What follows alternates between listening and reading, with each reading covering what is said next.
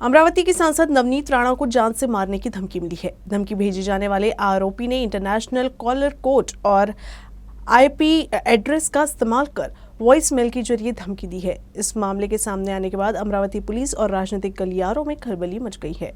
अमरावती की सांसद नवनीत राणा अक्सर सुर्खियों में रहती है। हालांकि इस बार वो अपने कार्य से नहीं बल्कि एक धमकी भरा वॉइस मैसेज आने की वजह से चर्चा में आई है। कजाकिस्तान के अंतर्राष्ट्रीय कॉलर कोड से उन्हें जान से मारने की धमकी मिली। किसी अनजान व्यक्ति के 5 से 6 वॉइस रिकॉर्ड में सांसद नवनीत राणा के व्हाट्सएप पर धमकी भरा मैसेज आया है। धमकी मिलने की वजह से राजनीतिक गलियारों के साथ साथ पुलिस बल में भी काफी हलचल मची हुई है। इस संबंध में सांसद के पीए की शिकायत पर राजापेट पुलिस ने अज्ञात आरोपियों के खिलाफ मामला दर्ज किया है। पिछले लोकसभा चुनाव में अमरावती की सांसद बनने के बाद से नवनीत राणा अपने निर्वाचन क्षेत्र में काफी सक्रिय रही है। इस बार भी लोकसभा चुनाव में अमरावती सीट से चुनाव में उतरने की पूरी तैयारी में है। साथ ही उनके भाजपा में शामिल होने की भी चर्चा है।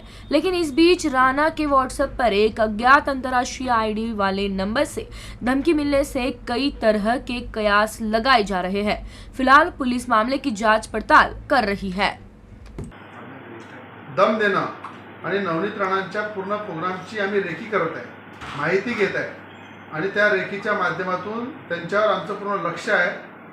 येणाऱ्या काळामध्ये कुठे उडून जाईल नवनीत राणा ते दिसणार पण नाही आणि कुठल्या प्रकारे कशा त्यांची हत्या केली जाईल या संदर्भात जर पाकिस्तानहून धमक्यात असेल तर ओएसीची तिथे लिंक आहे का, ओएसीचा त्यांचा संबंध आहे का, त्यावर पूर्णपणे केंद्रीय आणि राज्याच्या एजन्सी नक्की तपास करणार आहे।